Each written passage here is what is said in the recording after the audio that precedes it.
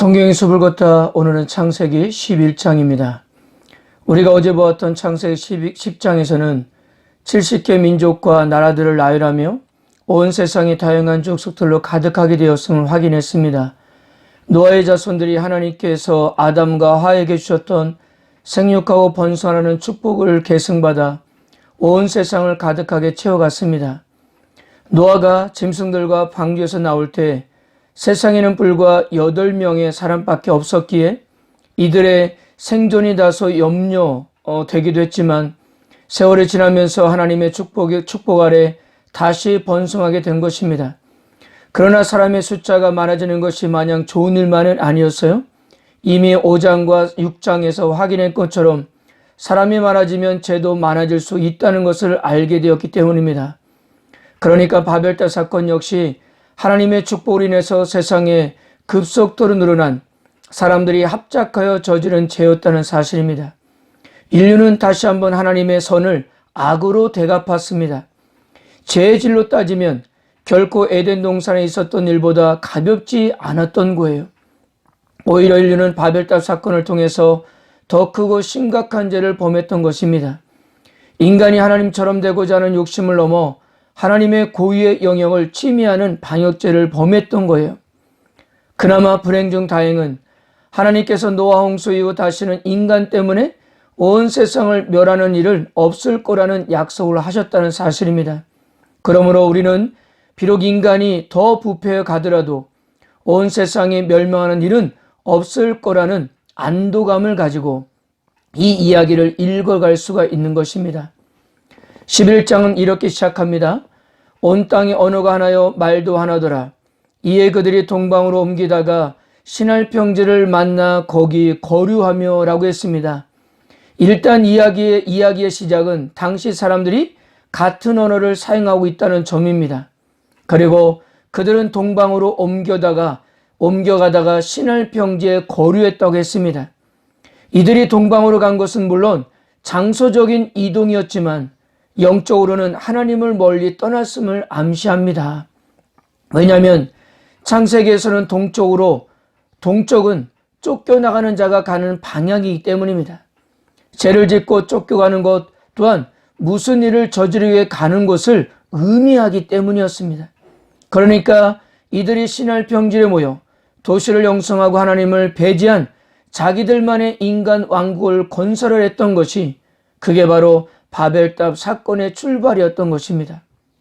창세기 3장 24절 보면 아담이 범죄한 후에 하나님은 그를 에덴 동쪽으로 쫓아냈습니다. 창세기 4장 1절 보면 가인이 아벨을 죽이고 역시 동쪽으로 떠났습니다. 그리고 창세기 13장 11절을 보면 아브라함의 조카였던 롯도 아브라함과 헤어질 때도 동쪽을 선택하지 않았습니까? 그러나 그곳에서 모든 것을 잃고 떠나게 됩니다. 그리고 아주 먼 후대에 가서 이스라엘 백성들이 바벨론에 의해 멸망을 당한 후에 바벨론으로 끌려갑니다. 바벨론이 바로 이스라엘의 동쪽인 것입니다. 이런 관점으로 좀 더 생각하면 나중에 이스라엘 백성들이 가나안 땅으로 들어갈 때 동쪽에서 서쪽으로 들어가는 것과 성막의 입구가 동쪽에 있었고 법궤가 안치된 지성소는 서쪽에 위치해 있었던 것입니다.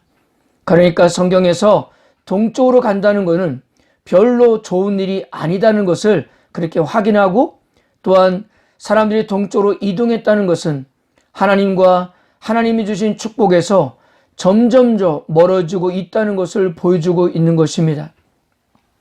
하나님께서는 아담과 하와를 창조하시고 땅에 충만하라고 축복하셨습니다. 이 축복은 다시금 노아와 그의 아들들에게 선포되었어요. 하나님께서는 온 인류가 한 곳에 모여 사는 것보다 온 세상에 흩어져서 자연과 조화를 이루며 살기를 원했던 겁니다. 그렇다면 하나님께서 왜 사람들이 온 세상에 흩어져 사는 것을 원하셨을까요? 그 해답은 인간이 온 세상을 정복하고 다스리는 것에 있습니다. 즉 인간은 청직으로서 자연을 잘 관리하고 보살펴야 했기 때문입니다. 그러므로 이들이 신할 땅에 이르러서 더 이상 이동하지 않고 자리를 잡았다는 것은 자연과 더불어 살면서 그것을 보살피라는 하나님의 명령을 거역한 일이며 하나님의 축복에 반역하는 행위였던 것입니다. 자, 이들이 동쪽으로 가서 무엇을 했습니까? 3절에서 4절은 이렇게 말합니다. 서로 말하되 자 벽돌을 만들어 견고히 굽자하고 이에 벽돌로 돌을 대신하며 역청으로 진흙을 대신하고 또 말하되 자 성읍에 탑을 건설하여 그 탑 꼭대기를 하늘에 닿게 하여 우리의 이름을 내고 온 주변에 흩어짐을 면하자 하였더니, 신할 땅에 정착한 사람들이 형성한 공동체의 가장 두드러진 특징은 하나된 마음이었습니다. 우리가 무엇을 하자. 여러분, 이런 표현이 반복해서 사용되고 있는 걸 볼 때 이들이 얼마나 하나가 되었는지를 알 수 있는 겁니다. 그렇게 하나가 된 마음으로 하나님을 예배하고 그분의 말씀을 순종하는 일에 사용했더라면 얼마나 좋았을까요?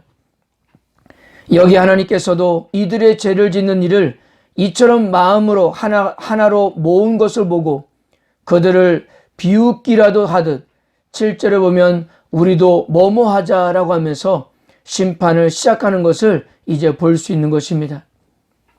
첫째, 탑 꼭대기를 하늘에 닿자라고 했습니다. 이 말은 단순히 높이 쌓자라는 말이 아니라 이들의 궁극적인 목적은 하나님의 고유의 영역을 침해하는 것이었습니다. 즉 자기들도 하나님같이 되고자 하는 시도였어요. 둘째는 이름을 내자 했습니다. 이것은 우리 자신을 위해서 우리의 이름을 새기자라는 그런 뜻입니다. 그래서 유대인의 학자 필로라는 사람은 이렇게 말했어요.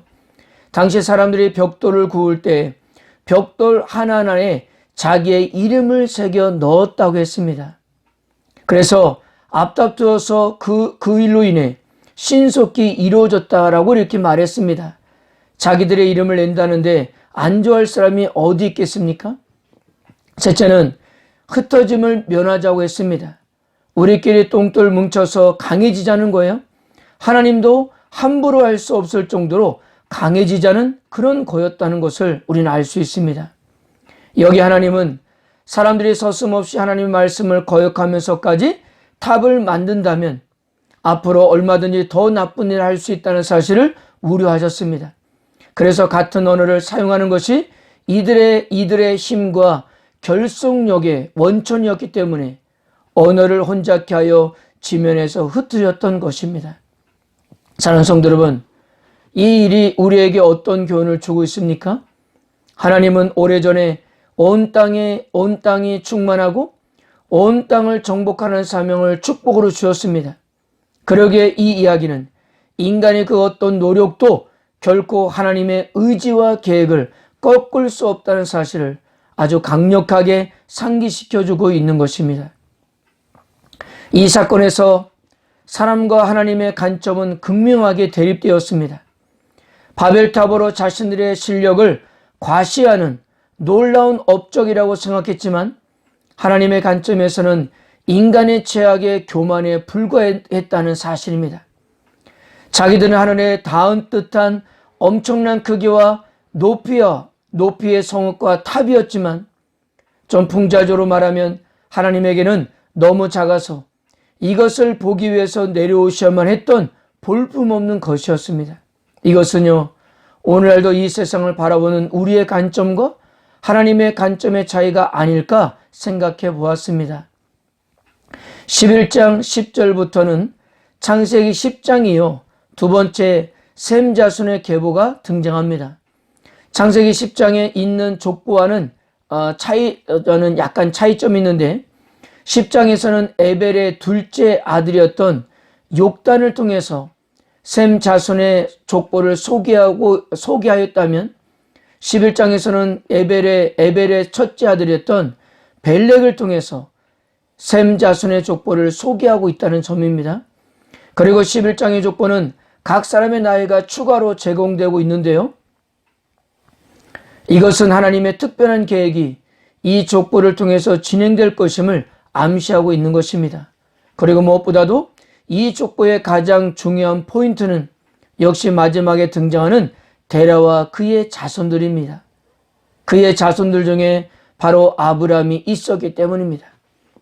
아브라함의 이야기가 시작되기 전까지 세상의 이야기가 바벨탑 사건으로 마무리가 되지 않았다는 것은 하나님의 은총을 다시 한번 강조합니다. 만일 바벨탑의 이야기로 1장에서 11장이 끝을 맺었다면 우리는 이 단락을 인간의 슬픈 실패의 이야기로 마치게 될 뿐 아니라 미래에 대한 어떤 소망도 기대할 수 없었을 것입니다. 그러나 다행히도 바벨탑 사건 이후에 기록되어 있는 이 계보는 미래에 대한 희망을 갖게 해줍니다. 아직도 사람들은 태어나고 있었으며 특히 12장부터는 하나님이 인류를 위한 구원과 축복의 통로가 될 아브라함이 이 계보의 마지막 부분을 장식하고 있는 것입니다.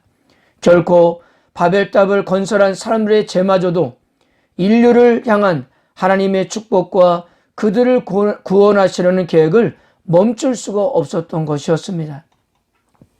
이런 맥락에서 이 족보는 절망적인 과거와 희망적인 미래를 연결해주는 연결고리가 되고 있는 것입니다. 그리고 족보의 마지막 부분 데라의 족보를 보면 데라는 70대가 돼서야 아브람과 나홀과 하란을 낳습니다. 자기 아버지를 비롯한 위 조상들은 모두 30대에 자기 자녀를 낳았는데 데라만큼 70세에 자녀를 낳았던 거예요. 데라의 시대에 접어들면서 집안에 손이 귀해진 것입니다. 아니나 다를까 아브람은 100세에 가서야 이삭을 볼 수 있었고요. 리브가와 라헬 역시 자식을 낳지 못해서 하나님께 선처를 구하기도 했습니다. 그래서 30절에 사례는 임신하지 못함으로 자식이 없었더란 말은 절대적인 절망을 표현하는 비유입니다. 인간의 힘으로는 도저히 밝은 미래를 만들어갈 수 없음을 선언하는 거예요. 그러나 그런 절망적인 상황에서도 그들에게는 무의 소유를 창조하시는 하나님께서 인도하고 계셨다는 사실입니다. 하나님만이 그들의 어두운 미래를 밝힐 수가 있는 것입니다. 하나님의 약속은 인간의 절대적인 절망을 극복하는 방식이었다는 점입니다. 사랑하는 성도 여러분, 우리에게도 어떤 절망적인 상황이 있으십니까?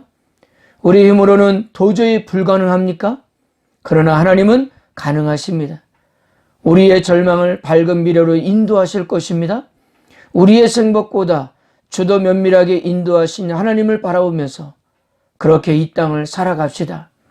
이런 은혜가 함께 하시기를 주님의 이름으로 축복합니다.